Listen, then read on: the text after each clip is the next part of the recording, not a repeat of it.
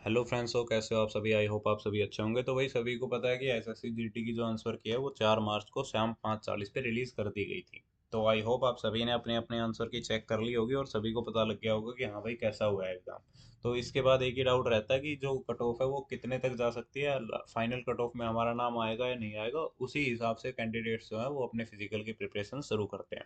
तो इस वीडियो में हम उसी बारे में बात करने वाले हैं कि एसएससी की जो अब तक टेंटेटिव वैकेंसीज है वो कितनी है, नॉर्मलाइजेशन अच्छा खासा लगेगा इस बार, कितना लगेगा वो देखेंगे, एक्सपेक्टेड कट ऑफ क्या रह सकती है और एग्जाम जो हमारा कंडक्ट हुआ है उसका लेवल क्या था। तो आप सभी का एक बार फिर से स्वागत है आपके अपने यूट्यूब चैनल एसएससी बैटलर्स पर। तो वही चलिए शुरू करते हैं बिना टाइम वेस्ट किए। तो सबसे पहले तो एसएससी जीटी 2025 के बारे में बात करूँ तो भाई टोटल वैकेंसी जो इसमें एसएससी ने अभी तक निकाली है वो 39,481 वैकेंसीज है, जिसमें से मेल और फीमेल दोनों कैंडिडेट्स की है। मेल कैंडिडेट की वैकेंसी 35,612 है और फीमेल कैंडिडेट्स की वैकेंसी वहीं पे 3,869 है। एग्ज़ाम जो हमारा है वो 4 फरवरी से लेकर 25 फरवरी तक कंडक्ट करवाया गया था। अप्रोक्स 42 शिफ्ट में यह एग्ज़ाम कंडक्ट हुआ था और पेपर का जो लेवल है वो इजी टू मॉडरेट था। ऐसा नहीं था कि भाई पेपर हार्ड है, नहीं, पेपर का लेवल इजी टू मॉडरेट ही था। एसएससी की मैक्सिमम एग्जाम्स का लेवल यही रहता है। तो अभी अगर नॉर्मलाइजेशन की बात करें कि भाई नॉर्मलाइजेशन किसको कितना मिलने वाला है, तो भाई ये जो नॉर्मलाइजेशन है ये मतलब रैंक मित्रा एक वेबसाइट है जहाँ पे, जिनको नहीं पता मैं उनको बता दूँ, वहाँ पे अगर आप अपनी आंसर की का यूआरएल कॉपी पेस्ट करते हैं तो वो आपको आपका स्कोर कार्ड प्रोवाइड करवाते हैं। वो विद नेगेटिव मार्किंग रहता है, उसमें आपको अपनी शिफ्ट की रैंक क्या है या फिर आपकी ओवरऑल रैंक क्या है, बहुत सारी चीज़ें देखने को मिलती है। आपको अपना नॉर्मलाइजेशन स्कोर भी अप्रोक्स वहाँ देखने को मिल सकता है, क्योंकि एग्जैक्ट नॉर्मलाइजेशन तो वो भी नहीं लगा सकते, लेकिन फॉर्मूला जो है वो एसएससी वाला यूज़ करते हैं। तो भाई सबसे हार्ड जो शिफ्ट थी, या फिर मैं बोलूँ कि सबसे ज़्यादा नॉर्मलाइजेशन जिस शिफ्ट के कैंडिडेट्स को मिलता है वो थी 17 फरवरी की शिफ्ट। 17 फरवरी की 12 से 1 के बीच में जिन कैंडिडेट्स का एग्ज़ाम था उन कैंडिडेट्स को सबसे ज़्यादा नॉर्मलाइजेशन मिल सकता है, क्योंकि उनका सबसे हार्ड एग्ज़ाम था। जिनकी शिफ्ट का एवरेज मार्क्स ही 70.97 निकल के आया है, तो भाई उनका एग्ज़ाम जो है वो सबसे हार्ड था और उनको नॉर्मलाइजेशन सबसे ज़्यादा मिलेगा। सबसे ज़्यादा मिलेगा मतलब कितना मिलेगा, ये सभी शिफ्ट का दिया हुआ है, ये देख लो आप। लगभग 42 शिफ्ट थी, सभी का दिया हुआ है। 25 फरवरी का जिनको एग्ज़ाम था, 25 फरवरी का 3 से 4 की शिफ्ट में जिनका एग्ज़ाम था उन कैंडिडेट्स को सबसे कम नॉर्मलाइजेशन मिलेगा, या फिर मिलेगा ही नहीं। अगर मिलेगा तो पॉइंट्स में मिलेगा, क्योंकि उनके जो मार्क्स हैं वो है 89.59। एवरेज मार्क्स जो उस शिफ्ट का निकल के आ रहा है वो 89.59 निकल के आ रहा है। तो हम इसको अप्रोक्स 89 मान लें। इनका जो मार्क्स है, सबसे हार्ड शिफ्ट जिनकी थी उनका मार्क्स अप्रोक्स 70 है, या फिर आप 71 मान सकते हो। उनका मार्क्स जो है वो 89 था, एवरेज मार्क्स जो शिफ्ट का निकल के आ रहा है। तो ये गैप कितने का हो गया भाई, 18 नंबर का गैप हो गया। तो इनको लगभग 18 नंबर का ही नॉर्मलाइजेशन देखने को मिलेगा। ये 17 भी हो सकता है और 19 भी हो सकता है, इतना तो मतलब चलता है, लेकिन हाँ अप्रोक्स इतना ही मिलेगा। तो आप 89 को बेस मान के अपनी अपनी शिफ्ट का चेक कर सकते हैं। जैसे 7 फरवरी की जो शिफ्ट है सुबह वाली 9 से 10 की, उसमें 74.66 जो है वो एवरेज मार्क्स निकल के आ रहा है। 74 हम मान लेते हैं, 74 एवरेज मार्क्स निकल के आ रहा है। वो 89 से कितने गैप में हो गया, 15 नंबर के गैप में हो गया। तो जो 7 फरवरी की सुबह की शिफ्ट है उन कैंडिडेट्स को जो है वो नॉर्मलाइजेशन लगेगा लगभग 15 नंबर का। ये 14-16 हो सकता है, उसमें कोई ज़्यादा फर्क है नहीं। तो आप इस हिसाब से अपने अपने चेक कर सकते हो। अभी बात करें एक्सपेक्टेड कट ऑफ की कि भाई एक्सपेक्टेड कट ऑफ कितनी रहने वाली है। तो एक्सपेक्टेड कट ऑफ एग्जैक्ट कोई बता नहीं सकता इस एग्ज़ाम में, क्योंकि इस एग्ज़ाम में भाई नक्सलवादी एरिया है या फिर प्लेन एरिया है या फिर बॉर्डर है, ये तीन चीज़ें मैटर करती है। और इनमें भी अलग अलग सी ए पी एफ है आपकी, जैसे एस एस एफ है भाई, बी एस एफ है, सी आई एस एफ है, सी आर पी एफ है, बहुत सारी चीज़ें जो है वो मैटर करती है। स्टेट वाइज भी ये कट ऑफ जो है वो कम ज़्यादा हो सकती है। जैसे जो हमारे ईस्टर्न स्टेट्स हैं, जैसे भाई असम हो गया, त्रिपुरा हो गया, मेघालय, मिजोरम, इस साइड जो कट ऑफ है वो कम जाती है as compared to northern region के स्टेट्स।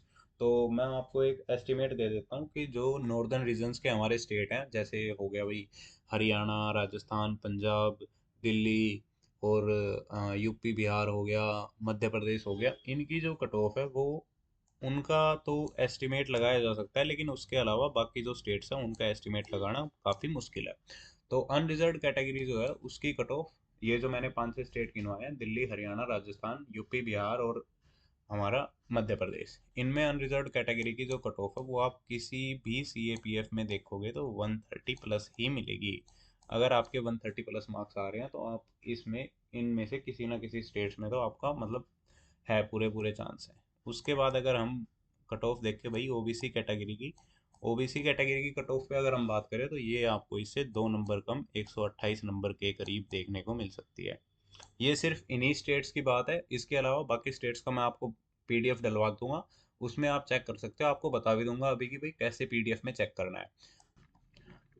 वहीं अगर हम EWS कैटेगरी की बात करें कि भाई EWS कैटेगरी की कट ऑफ जो है वो कितनी रह सकती है, वो 126 127 नंबर के अप्रोक्स आपको देखने को मिल सकती है इन्हीं स्टेट्स की, इन्हीं 5 6 स्टेट्स की।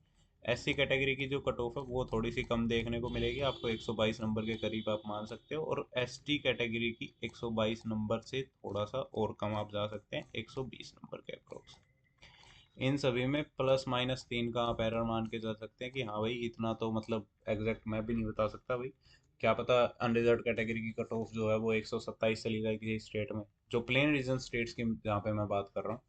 उसके अलावा इन 5 6 स्टेट्स के अलावा अगर किसी को अपना मतलब कट ऑफ देखना है तो भाई मैं टेलीग्राम पे ये PDF डलवा दूंगा, वो बंदे वहां से जाके PDF चेक कर सकते हैं।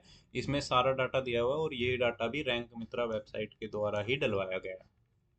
155 से ऊपर जिन कैंडिडेट्स का स्कोर है वो 272 कैंडिडेट है टोटल। अनरिजर्व कैटेगरी के 55 कैंडिडेट है, OBC के 154 है, EWS के 49, SC के 12 और ST के 2। तो इस हिसाब से आप चेक कर सकते हो। लगभग हमारी वैकेंसी कितनी है, 35,612 वैकेंसीज है मेल कैंडिडेट्स की। और मेल कैंडिडेट्स 35,612 हो कहाँ पे रहे हैं, 120 नंबर के अप्रोक्स हो रहे हैं।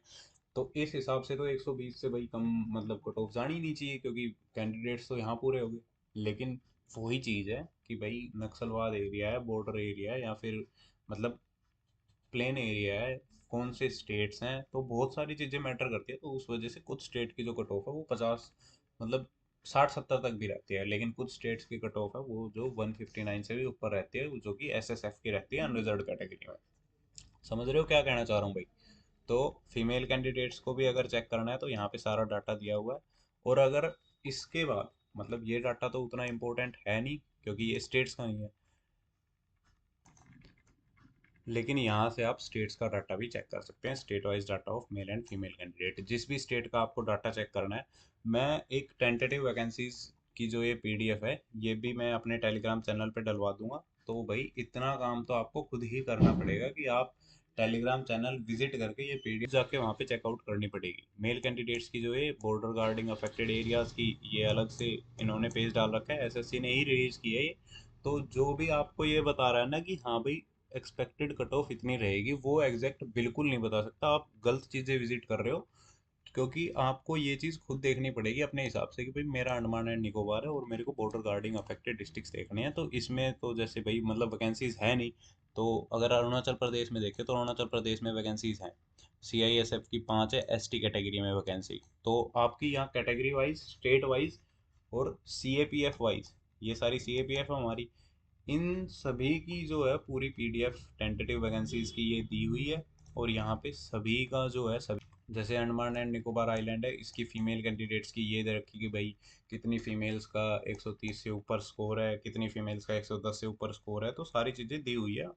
ये PDF विजिट करके चेक करोगे तो तब आपको समझ में आएगा। जैसे आंध्र प्रदेश स्टेट्स का किसी को देखना है, मेल कैंडिडेट है, तो भाई आंध्र प्रदेश में मेल कैंडिडेट 155 से ऊपर 2 है, 150 से ऊपर भाई 5 है। तो उसके बाद आप यहाँ से जाके वैकेंसीज भी चेक कर सकते हो। तो इस हिसाब से आप अपनी कट ऑफ का आइडिया खुद लगा सकते हो। अगर आपको कोई एक बंदा ये चीज़ बता रहा है कि भाई मतलब इतनी जाएगी कट ऑफ, तो भाई आप बिल्कुल गलत चीज़ देख रहे हो। क्योंकि कट ऑफ आपने, आई होप आपने लास्ट टाइम का रिजल्ट भी देखा होगा, उस रिजल्ट से क्लियर पता लग जाएगा कि हाँ भाई कट ऑफ ऐसे कोई बता नहीं सकते, क्योंकि स्टेट वाइज और CAPF वाइज कट ऑफ अलग अलग जाती है। सो ये PDF जो है ये दोनों मैं टेलीग्राम चैनल पे डलवा दूंगा, आप वहाँ से जाके विजिट करना और अपनी जो है वो वैकेंसी चेक करना कि भाई इस CAPF में, इस स्टेट में और इस एरिया में इतनी वैकेंसी है, और उस हिसाब से आप फिर इस PDF पे आके अपने स्कोर चेक कर सकते हैं कि भाई इनसे ऊपर कितने हैं, इनसे ऊपर कितने हैं। तो वैकेंसीज के हिसाब से आपको पता लग ही जाएगा। आई होप आप सभी समझ गए होंगे। तो भाई SSC का एग्ज़ाम दे रहे हो, इतने समझदार तो हो गई। सो अभी के लिए सिर्फ इतना ही। बाकी हरियाणा, राजस्थान और दिल्ली, ये जो है उत्तर प्रदेश है, इन सभी की कट ऑफ यही रहने वाली है। 130 प्लस तो आपको चाहिए ही चाहिए। बाकी प्लस माइनस 3 का भी इसमें मतलब एरर तो भाई हर जगह देखने को मिल ही सकता है, क्योंकि एग्जैक्ट तो मैं भी नहीं बता सकता। सो अभी के लिए सिर्फ इतना ही। Thanks for watching the video. अगर आपको वीडियो अच्छी लगी हो तो वीडियो को लाइक करना, शेयर करना और चैनल को सब्सक्राइब करना। बाकी एसएससी के कोई भी नोटिस आते हैं, रिजल्ट आते हैं, आंसर की रिलीज होती है, तो उनका सबसे पहले नोटिस हमारे टेलीग्राम चैनल पे डलवा दिया जाता है, जिसका लिंक मैंने डिस्क्रिप्शन बॉक्स में दे दिया है। आप वहाँ से जाके टेलीग्राम चैनल ज्वाइन कर सकते हैं, विजिट कर सकते हैं। So thanks for watching the video. Thank you.